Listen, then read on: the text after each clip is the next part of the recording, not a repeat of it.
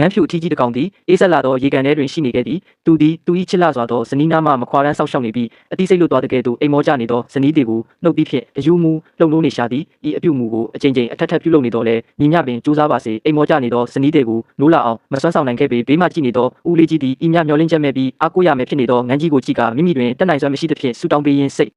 မကောင်းစွာဖြင့်ထွက်ခွာရန်ပြင်လိုက်သည်တိုးတော်လဲအမျိုးသားငန်းကြီးသည်ရှေ့သို့ချက်ချင်းပြေးတက်လာပြီးနှုတ်သီးမှဆူရကျေလောင်လာသောအော်ဟစ်တံများကိုအဆက်မပြတ်ထုတ်ပေါ်လိုက်သည်ထိုအတန်သည်ဦးလေးကြီးအားမိမိကိုကူညီပေးရန်တောင်းပန်နေတကယ်သို့ရှိပြီးနှလုံးသားကိုတန်မှုနှင့်ရိုက်တကယ်သို့ဆူရှာလွန်လာသဖြင့်ဦးလေးကြီးလည်းငန်းကြီး၏ရင်ထဲကမျောလင်းချက်မဲ့မှုကိုခံစားမိသွားသည်ငန်းဖြူကြီးသည်ရင်း၏နှုတ်သီးဖြင့်ဦးလေးကြီး၏ဘောင်းပီဆက်ကိုဆွဲ၍အကူတကြီးတောင်းပန်လာသောအခါဦးလေးကြီးသည်ရင်ထဲက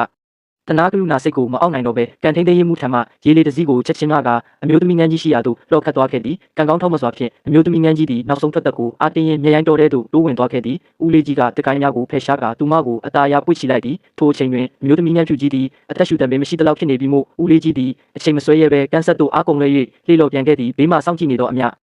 ကိုသားငန်းကြီးသည်ဤမြင်ကွင်းကိုမြင်သောအခါစနီးတဲ့အတွက်စိုးရင်ပူပန်မှုများပြည့်နှက်နေသည့်ဆူရှာသောတွန်ကျူးတန်အရှိကြီးကိုအော်ဟစ်လိုက်ရှာသည့်ဆေးရုံသို့ရောက်ရှိပြီးနောက်ဆရာဝန်များကအမျိုးသမီးငန်းကြီးကိုအရေးပေါ်ကုသပေးခဲ့ကြသည်အချိန်တန်ကြာအရေးပေါ်ကဲတင်ကုသပေးပြီးနောက်တွင်တော့အမျိုးသမီးငန်းကြီးသည်ဘေးအန္တရာယ်မှကျော်လွှားနိုင်ခဲ့သည်သို့သော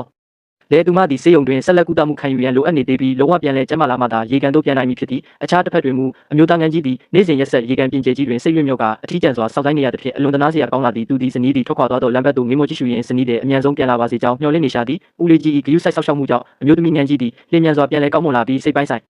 ကြာလဲတစ်နေ့ထက်တစ်နေ့တိုးတက်လာကတောရိုင်းတဘာဝအတိုင်းရှင်တန်နိုင်စွမ်းရှိလာခဲ့သည်ထို့ကြောင့်ဦးလေးကြီးသည်သူမကိုမူလရေကန်စီသို့စိတ်လှုပ်ရှားစွာဖြင့်ပြန်လဲခေါ်ဆောင်လာခဲ့သည်ယင်းဤပိသားပုံရိပ်ကိုမြင်လိုက်ရသောအခါအမျိုးသားငန်းကြီးသည်ရင်ထဲကဝမ်းသာပီတိကိုမအောက်နိုင်တော့ပဲဇနီးတဲ့ထံသို့စိတ်လှုပ်ရှားစွာပြေးသွားခဲ့သည်အချိန်တော်ကြာမတွေ့ရသောလင်းမယားနှစ်ဦးသည်ရေပြင်ထက်တွင်တဦးကိုတဦးတင်းကျပ်စွာမိတွေ့ရင်းတေကွဲကွဲလူနီးပါးဖြစ်ခဲ့ရသည့်လွမ်းဆွတ်တန်းတမှုများကိုရင်ဖွင့်နေကြသည်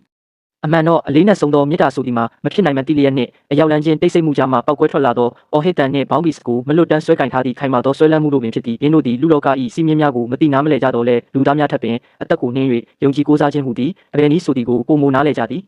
အရာအလုံးဤတွင်ပြီးဆုံးသွားပြီဟုထင်မှတ်ခဲ့တော်လဲရက်အနှဲငယ်ကြားတွင်ဦးလေးကြီး၏အိမ်ရှိသို့ငန်းဖြူမောင်နှံရောက်ရှိလာခဲ့သည်ယင်းတို့သည်အိမ်ရှိတွင်မြည်သည့်နောက်ဆက်မှုများမပြုဘဲခေါင်းကိုသာတဆက်ဆက်ငိမ့်ပြနေကြသည်ထိုပြုမှုဖြင့်ဦးလေးကြီးအားကျေးဇူးတင်စကားဆိုနေကြပုံရသည်ထို့နောက်တွင်တော့တိတ်တဆိတ်ထွက်ခွာသွားခဲ့ကြသည်နောက်ပိုင်းရက်များတွင်ဦးလေးကြီးသည်အိမ်နီးနား၌ထုံငန်းမောင်နှံကိုခီးသွားများနှင့်ရင်းရင်းနှီးနှီးအပြန်လည်နှုတ်ဆက်နေကြသည်ကိုခဏခဏမြင်တွေ့ရတတ်သည်ဦးလေးကြ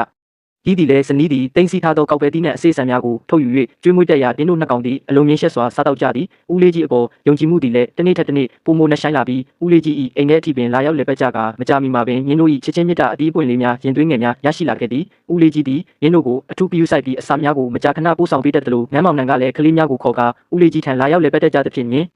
တို့ကြားတွင်နှဆိုင်သောတန်ရောစဉ်ချစ်ကြည်ရေးကို